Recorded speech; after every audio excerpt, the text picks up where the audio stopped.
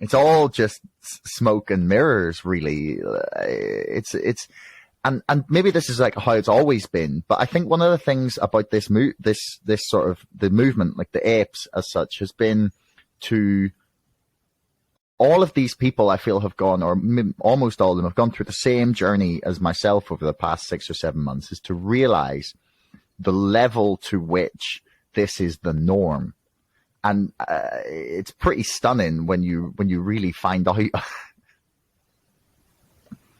It's worse. It's so enraging, is what it is. You know, I mean, I've seen it so many different sides of it, and started YouTube partly with the idea of, here's a channel that'll tell people what it's like from somebody who's done that side of it, you know, and not necessarily any better. I mean, there are much better traders than me, but somebody who's got this experience professionally and has done it like this way for this amount of time, and I've got a good way of delivering the message, I feel, so I put it across like this, and I would talk about trading, risk management, technical analysis, and my particular way of doing things from my professional experiences relies heavily on looking at open interest.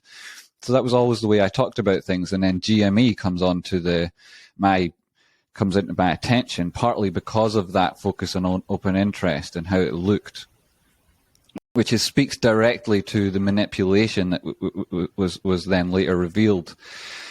And so I was doing the YouTube videos, and the whole point of my channel was about helping people get to a degree of financial literacy, and then so that they could, you know, self-empowerment, and then via self-empowerment, you can change the world around you, and you can change your community. And I think that there is a bit of a degree of a crisis in mental health across the world, especially in young men who feel like that they can't make a difference. And I think it's being exploited by nefarious actors. And I think that people like that really want to make a difference, and unfortunately they're a little bit extra vulnerable. So I feel like there's I came into this idea of putting across a message with that very, very much at the top of my mind, and how to handle the fact that the people who'd be attracted to doing this would also perhaps be quite vulnerable.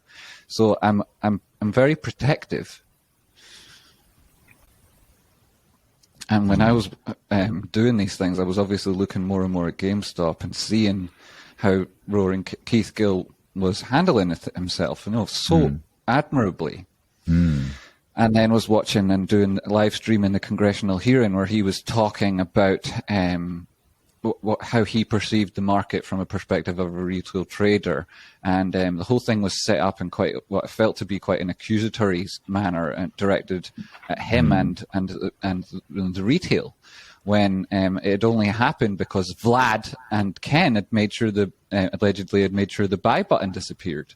So I was watching that congressional hearing, and to that point, most of my message had been delivered in a humorous tone, and I'd never really got that angry. And it got to the point where somebody asked Roaring Kitty how many people were in the room with him, and of course he said he was alone.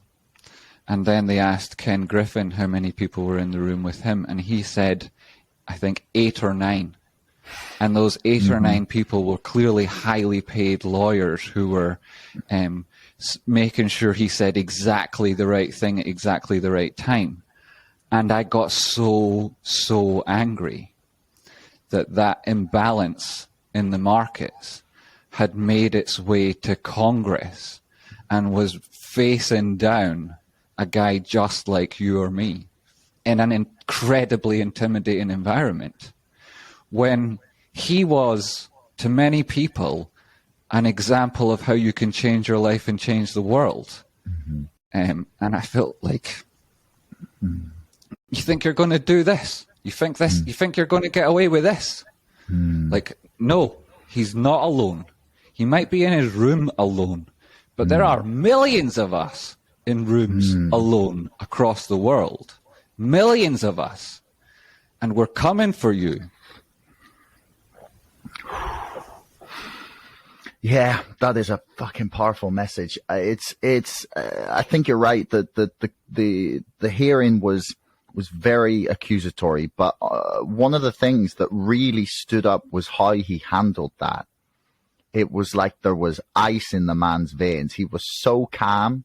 He had like, I just, and I've started one of the chapters of the book just talking about the fact that he was able to like insert a meme in amidst being like accused of market manipulation and leading this charge against Wall Street because, you know, how dare the individual, you know, try and do the same reckless gambling that, you know, hedge funds have been getting away with. And he's just like, yeah, I am not a cat. I was just like, this is incredible. And it's like amidst these accusations and an environment that, you know, might see some serious impacts upon not just the US market, but the global markets. And he's decided to make a joke about it. And which I find to be the most stunning part of the whole thing. And it was amazing to watch that combination as well of the powerful moment and that this like really consequential thing that was happening, and he was just throwing a joke in there, and it was the perfect embodiment of the whole movement. That it was a serious thing, but you know, we can have a few jokes in there at the same time. Yeah, the crack. It's like having the crack, you know. Reminds me of Ireland, you know, like speaking truth to power, but doing it in a humorous way. Because what else can you do when you're faced with literal tragedy all over the world, and there's this problem with certain people, this huge imbalance that certain people are doing, and he's there. And it's so obvious that that imbalance is now taking its way right up to the very top. And there he is, sat there, doing that, and that. What a legend that he was able to handle it in that way. I don't know if I would have been able to constrain my emotions as well as he did. It was fantastic. And a really good reflection on, as we call them, and as we're obviously known now, as the apes. Not really positive reflection. And it's like, we're lucky to have people like you who are articulate and trenchant and are able to communicate that moment as it happened and for the importance that it was, because it will become a cultural touchstone. You know, it's like the map to a modern revolution nowadays. I mean, revolution's maybe too strong a word, but he's a renegade, and he's making a difference in the world around him. And again, not just through his own ability to change to change his financial environment. Like, he's literally changed the world. And in that sense, he's such a huge inspiration, you know. And we're lucky to have people like yourself who are documenting it. Because if you weren't, you know, people would be using it for their own agenda. Thanks for making it all the way to the end of the podcast. Don't forget our sponsor, ExpressVPN, and my book, Brexit, The Establishment Civil War, can both be found in the links in the description below. And also, please like, share, and subscribe to this podcast. It's the best way to help us grow. Until next time, thanks for listening.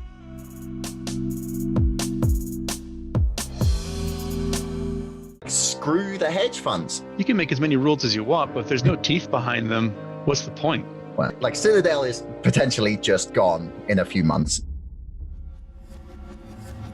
It feels like financial institutions, that they are all laughing at us by buying GME. Screw the hedge funds. Like, I will lose my entire investment if it brings them down.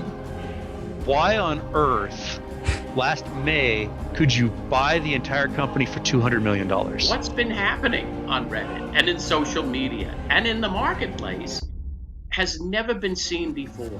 I argue that nothing is off the table. There is nothing off the table when dealing with the volumes of money in something as big as the United States stock market. The hedge funds have clearly underestimated a group of people raised on Friday night World of Warcraft raids. Dark pools, they're another mechanism to manipulate and cheat. Mainstream journalists don't say these things for a number of reasons. One is their sources are the people that I'm talking about, and so they can't call somebody a crook. Superstonk and the other communities that have emerged are a hive mind, the likes of which we have never seen before. It's madness and brilliance, insanity and genius all rolled into one. it's very possible that Citadel will be gone in a few months. And not just Citadel, but the entire financial system has the potential to come crashing down. These crooks continue to gamble recklessly with the world economy, and this could be the moment that they finally get their justice.